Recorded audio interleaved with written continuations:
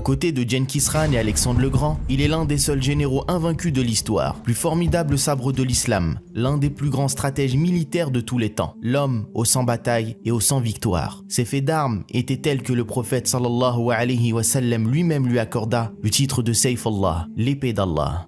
Né à Mecca, il voit le jour dans le clan aristocratique des Banu Makhzoum, l'une des familles les plus prestigieuses de l'oligarchie polythéiste de Mecca. Son père, Al-Walid ibn al-Mughira, est le juge de sa tribu et un seigneur respecté. C'est donc dans ce milieu privilégié que le jeune Khalid ibn al-Walid, guerrier né, grandit et s'initie au combat autant qu'à l'équitation. C'est également en tant que membre émérite des élites de Quraysh qu'il rejoint la lutte de l'infâme Abu Jahl contre l'islam.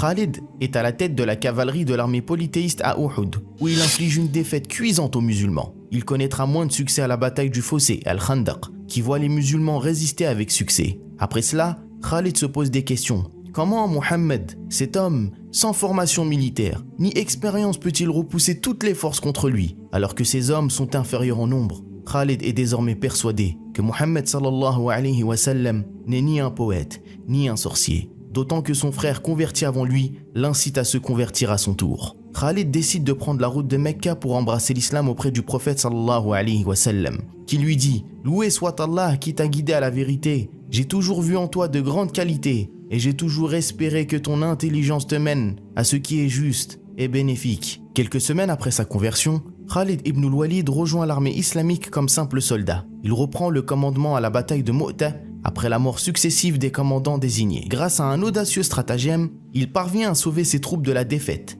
et à assurer une retraite face aux forces byzantines immensément supérieures en nombre. C'est suite à cet exploit que le prophète sallallahu alayhi wa sallam le nommera Sayfullah, l'épée d'Allah. Quelques mois plus tard, Khalid revient à Mecca, à la tête d'un groupe de guerriers pour libérer la ville sainte. Il aura le privilège d'être désigné pour détruire le sanctuaire d'Al-Uzza. Après la mort du prophète sallallahu alayhi wa sallam, Khalid radiyallahu anhu fait à nouveau parler tout son talent militaire lors des guerres d'apostasie. Le calife Abu Bakr radiyallahu anhu nomme son meilleur général pour rétablir l'ordre et pacifier l'Arabie. Il sera envoyé au Nejd, dans la zone la plus sensible où résident les puissants foyers d'apostasie. À la tête d'une petite troupe de quelques milliers d'hommes, Khalid fonce sur le cœur de la péninsule. Ne supportant pas que la mémoire du prophète sallallahu alayhi wa sallam soit insultée, il ne trouvera pas le repos jusqu'à infliger une véritable correction aux imposteurs et apostats, parmi eux Tulayha et Musaylima. Médine est désormais sauvée et l'autorité islamique est restaurée dans toute la péninsule. Au cours de ces campagnes décisives, Khalid a une nouvelle fois impressionné par le panache de son commandement. En crucifiant les forces de Musaylima, il est le grand héros des campagnes d'apostasie. Mais c'est au-delà de l'Arabie qu'il fera sa renommée et sa légende. Abu Bakr le nomme en chef de guerre d'Irak et se lance sur le millénaire empire perse des Sassanides. Khalid prend la route et annonce la couleur en envoyant une lettre à Hormuz, le gouverneur d'Ubala, et lui dit « Soumets-toi à l'islam et tu seras en sécurité, ou accepte le versement de la jizya et toi et ton peuple serez sous notre protection. Sinon tu seras le seul à blâmer pour les conséquences, car j'amène à toi des gens qui désirent la mort aussi ardemment que vous désirez la vie. » À la tête de 18 000 guerriers, il épuise l'armée de Hormuz et remporte sa première victoire à la bataille des Chênes. Khalid et ses hommes poursuivent leur lancée et humilient successivement 3 imposantes armées. Son offensive se poursuit vers Hira, l'objectif qui lui a été assigné par le calife, où il portera le coup de grâce à l'empire des Sassanides. À Médine, Abu Bakr, ébloui par les prouesses de son général, s'exclame « Ô gens de Quraysh, Khalid a terrassé l'empire. Les femmes sont bien incapables d'enfanter à présent de tels héros. » Khalid ibn al-Walid rejoindra par la suite l'armée islamique au Shem, en difficulté face à l'empire byzantin sous les ordres de Abu Ubaïda ibn al-Jarrah. Il sera ainsi désigné commandant d'Abu Ubaïda. Il n'y a donc pas un instant à perdre. En une campagne éclair, Khalid soumet Palmyre, la porte du désert, puis atteint les banlieues de Damas et s'empare de la Ghouta, défait les armées arabes chrétiennes, rassemble les forces de Abu Ubaïda et Yazid ibn Abi Sufyan sous ses ordres et sauve de justesse les troupes de Shurahbil ibn Hasna à Bosra. Un siège plus tard, la capitale de la dynastie arabe des Rassanides, vassaux de Rome, tombe entre les mains des musulmans. Les arrières de Khalid sont désormais assurés. Plus à l'ouest, les Byzantins assemblent une gigantesque armée de près de 90 000 hommes. Khalid assemble son armée avec celle de Amr ibn al-As et inflige une sévère défaite aux Romains lors d'une bataille frontale, pourtant écrasée par le nombre. Cette première victoire majeure de l'islam contre Byzance s'avère décisive.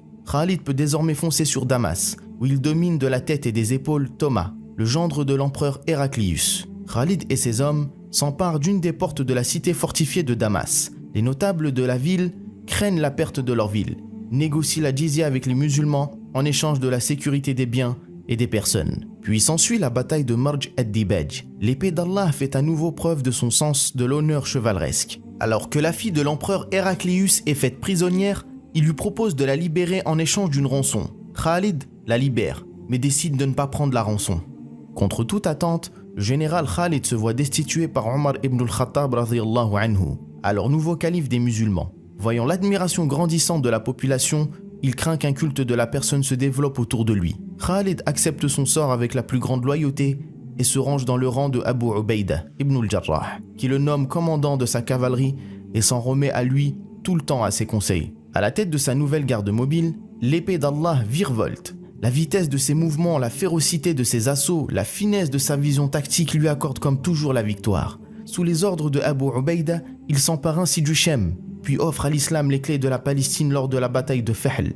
Khalid remonte ensuite vers le nord et repousse avec succès une tentative de Byzance de reprendre Damas par surprise, marche sur Hama et s'empare de Homs. La cité alors connue sous le nom d'Emes deviendra bientôt l'une des places fortes de l'islam au Shem.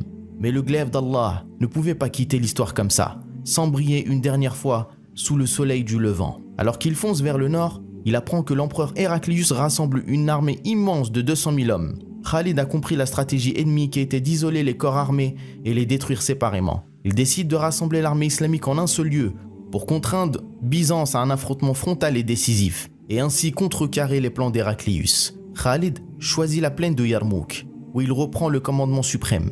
L'ennemi est 4 fois plus supérieur en nombre, mais peu importe. Khalid est sûr de sa stratégie. Le 7 Rajab 15 de l'Hégire, la bataille s'engage.